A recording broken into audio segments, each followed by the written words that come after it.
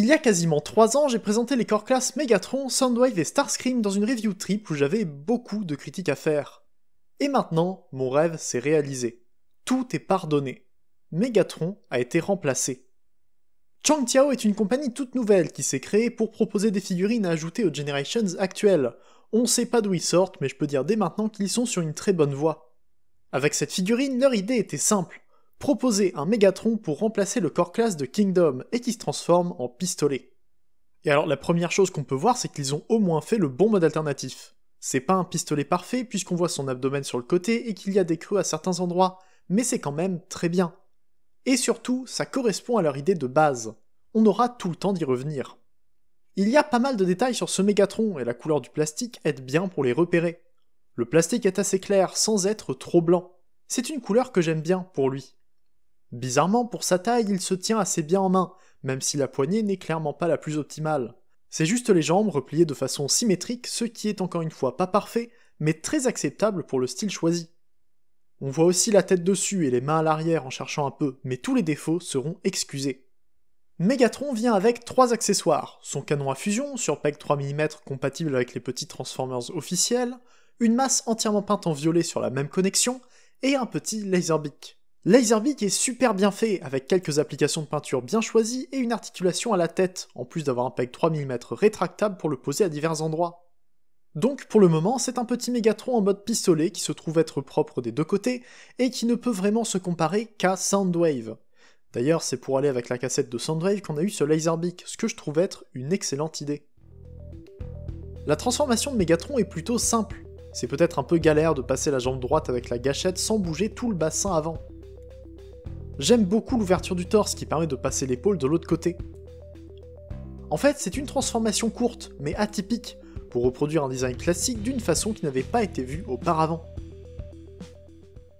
En mode robot, Megatron est très imparfait, mais tous ses défauts jouent en sa faveur, puisque contrairement à d'autres figurines tierces, il n'essaie pas de se complexifier pour se rendre le meilleur possible. Sa tête est très belle, je la trouve même plus jolie que celle du Kingdom, qui était déjà très bien.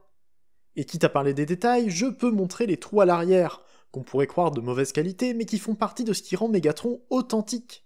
C'est pareil sur les core classes officielles. Ils auraient pu faire mieux, mais ils se sont limités à recopier les techniques qu'on voit sur les vrais Transformers à ce prix. C'est pareil pour ses bras, dont les mains sont moulées en place avec seulement le biceps et la main qui ressortent grâce à de la peinture.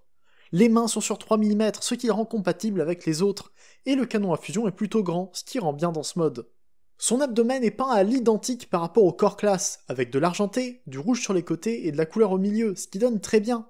Ça ressort peut-être un peu trop par rapport au reste du robot, mais c'est dans le style, encore une fois.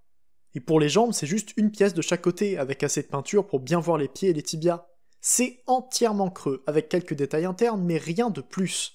Pour n'importe quelle figurine tierce, ça serait un défaut énorme, mais pas pour ce Megatron.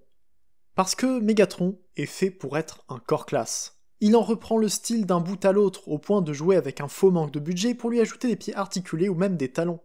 Changqiao a réussi à donner une figurine qui non seulement est un Megatron agréable en main, mais qui reste parfaitement dans l'esthétique officielle. C'est l'une des rares figurines à réussir l'esthétique aussi bien. Décompte des pièces, application de peinture, accessoires et transformations, on pourrait faire croire à n'importe qui que ce Megatron est vendu dans une boîte de core class de Legacy sans aucun problème. Il ne lui manque qu'un logo Decepticon pour le rendre parfait. Donc forcément avec les autres core class Decepticon il donne bien. J'ai pas pris Skywarp avec moi et j'ai toujours pas Thundercracker, mais j'avouerai que c'est pas trop ma collection principale.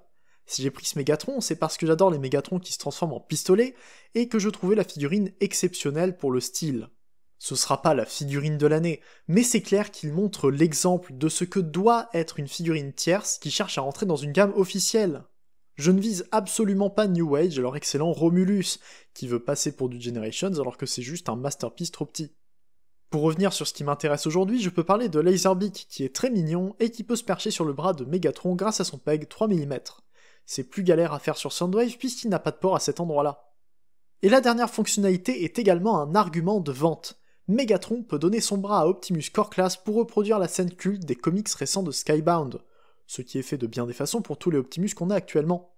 Je trouve pas ça très évident à faire, au moins avec Nemesis puisque j'ai pas Optimus, mais l'option est là et ça pourrait même donner une raison de plus à beaucoup de monde pour l'acheter. Parce que bien sûr, c'est bien beau de voir qu'il est parfait pour ce qu'il voulait représenter, mais ça serait bien de savoir s'il vaut son prix. On a donc un jouet qui s'approche le plus possible d'un core class, des figurines qui sont maintenant aux alentours de 15€. Et ce Megatron m'est revenu à moins de 17€ sur Choisy Store. Avec la solidité de toutes les articulations, les accessoires bien peints et la qualité de la construction, je pense que ça les vaut. Il faudrait pas mettre plus, parce que ça reste de la qualité core class, mais pour un produit non officiel, je trouve ça abordable. Je mets le lien en description pour le trouver sur Chozed, et si vous voulez me soutenir, vous pouvez mettre le code LDR Optimus en haut de la page une fois que vous êtes connecté.